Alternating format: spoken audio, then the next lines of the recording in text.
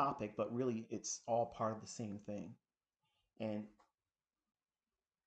for that, I apologize. I wish I could have had the audio because it was actually a very good thing. But I'm going to try to go through the salient points, okay? And for the folks that like to see these things and like be highly critical and say, well, it's obvious now because it's hindsight. Once I discovered that there was no audio and everything that I was talking about audibly, and I was talking the entire time because that's who I am, the idea of not having audio, I tried to condense everything I could right before the move this morning. And I went onto Twitter and explained that the things I'm going to talk about here, this is what I was looking for. Okay.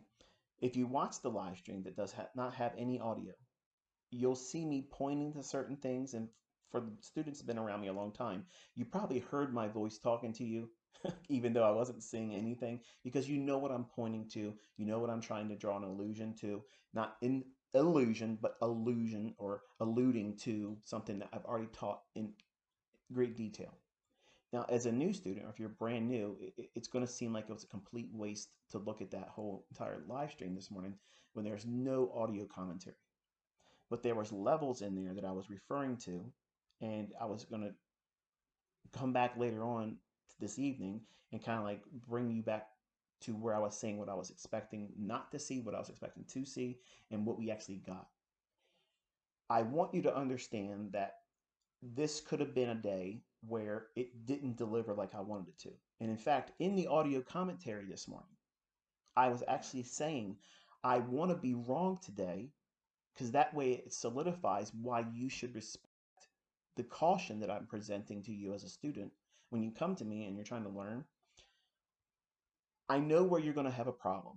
I know most of the questions you're going to ever ask me. And I know the progression of learning this is not going to be as fast as all of you want it to be. To help you stay in it long enough and not discourage yourself, I tell you when not to trade. Not that you can't trade on this day, not that you can't trade tomorrow during non-farm payroll. You can. Nothing's saying you can't.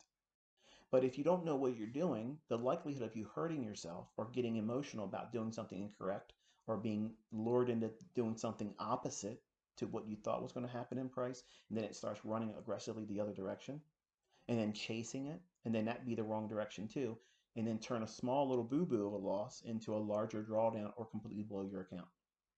That's the typical process or cycle that a trader that doesn't know what they're doing does on this very week of trading. Every single month, when I was a younger man, every single time that I was blowing an account with real money, I was doing it on the first week of the month because my association to the big fluctuations in price was if I get it right, I can make a lot of money. So that was always the constant lure. So I was kind of like talking about that, throughout this morning's live stream, telling you that I'm going to outline it. Okay. I'm going to outline exactly what I believe wholeheartedly that I think is going to happen. But I hope I'm wrong. I want to be wrong today. I want this to not do what I want it to say in the live stream. And then because I didn't have all of that recorded in audio, I went on the Twitter and I told you exactly what I thought was going to happen with a chart. It was going to go up to a fair value gap and then start repricing for sell side. What's the sell side? Everything I pointed to in the live stream, but in the chart, the initial draw was the one I showed you. Okay. So if you're not following me on Twitter, it's real easy to go over there and click on the link and scrub back through. There's a few tweets that you'll see. Just click on the media button in my profile. It'll take you right to the thing that I said, I want to see NASDAQ trade up to the fair value gap, the pink or red fair value gap. And I mentioned there's a blue fair value gap that it used as it would. I feel kind of uncomfortable talking about this because I know there's a handful of you out there that are they love to be highly critical, and they're not really here to try to learn. They're just in here to be disruptive, and that's cool. I get it. But for the sake of the folks that want to learn, I feel like it is. I was really conflicted about even doing this review. Like I was just going to leave it the way it is. My long-term students and the people that follow me on Twitter, they literally watched it unfold today, and we've been doing it for a long time. for the folks that had just recently discovered me, they had a chance to see me tweak very specific things and then watched it deliver. So that's the takeaway. But the part you don't understand or know about, because you couldn't hear me say it, I wanted it to fail today. Like I wanted me to be wrong. I really wanted it to be wrong. That way I can say, see, this is why I tell you not to do it. But I can't do that today because it worked. So I'm a little bit frustrated in that respect because I wanted to be able to say, see, now I told you that's the why. That's the why. Okay. Everybody thinks when I say don't trade on Mondays, it's a every Monday thing. When in fact, on non-farm payroll weeks, you want to be trading every single non-farm payroll week Monday.